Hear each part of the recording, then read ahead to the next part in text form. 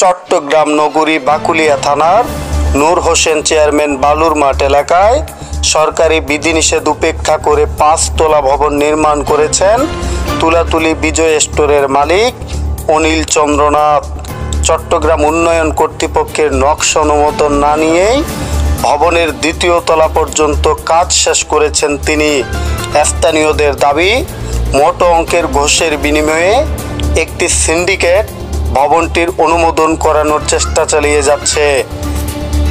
ইমারত নির্মাণ বিধিমালা 2008 অনুসারে ভবন নির্মাণের পূর্বে ভূমি ব্যবহারের ছাড়পত্র ও নকশা অনুমোদন নেওয়া আবশ্যক, কিন্তু এসব আইনি প্রক্রিয়া সম্পন্ন না করেই অনিল চন্দ্রনাথ বহুতল ভবন নির্মাণ অব্যাহত রেখেছেন।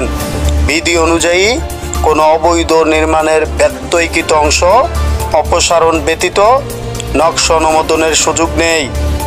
গত 25 এপ্রিল শুক্রবার সরজমিনে গিয়ে দেখা যায় ফাঁকা গেইটে তালা ঝুলিয়ে ভেতরে জোরে সোরে 2য় তলার কাজ চলছে। নির্মাণ কাজে ব্যস্ত শ্রমিকদের তদারকি করছিলেন অনিল চন্দ্রনাথের ছেলে রুবেল। সাংবাদিক পরিচয়ে রুবেলের কাছে ভবনের বৈধতা সম্পর্কে জানতে চাইলে তিনি বলেন, সিডিএ অনুমোদনের জন্য ইঞ্জিনিয়ার বাপ্পিকে টাকা দিয়েছি, সব ম্যানেজ তিনিই করবেন, এর বাইরে আমি কিছু জানি না। সিডিএ প্ল্যানের জন্য ইঞ্জিনিয়ারকে টাকা দেওয়া হয়েছে এবং কতটুকু কী কাজ হচ্ছে না সেগুলো আমি জানি না, তবে আমি ইঞ্জিনিয়ার থেকে প্ল্যান নিয়ে কাজ করছে, আর ইঞ্জিনিয়ারকে সিডিএ প্ল্যানের জন্য মালিককে টাকা দেওয়া হয়েছিল।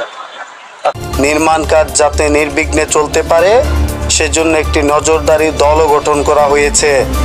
স্থানীয় সূত্রে জানা গেছে, সিডিএ কর্মকর্তা, ভ্রাম্যমাণ আদালত, দুর্নীতি দমন কমিশন বা গণমাধ্যমের কেউ আসলে তাৎক্ষণিকভাবে নির্মাণ কর্তৃপক্ষকে জানিয়ে দেওয়ার নির্দেশ রয়েছে। এলাকাবাসীরা অভিযোগ করেছেন, এভাবে আইনের তোয়াক্কা না করে ভবন নির্মাণ ও জননিরাপত্তা, নগর পরিকল্পনার জন্য মারাত্মক হুমকি সৃষ্টি করেছে। তারা দ্রুত প্রশাসনিক হস্তক্ষেপের দাবি জানিয়েছেন। তবে বৈষম্য বিরোধী ছাত্র জনতার একটি অংশ সিডিএ এবং দুর্নীতি দমন কমিশনে স্মারকলিপি প্রদানের প্রস্তুতি নিচ্ছে বলে জানা যায়।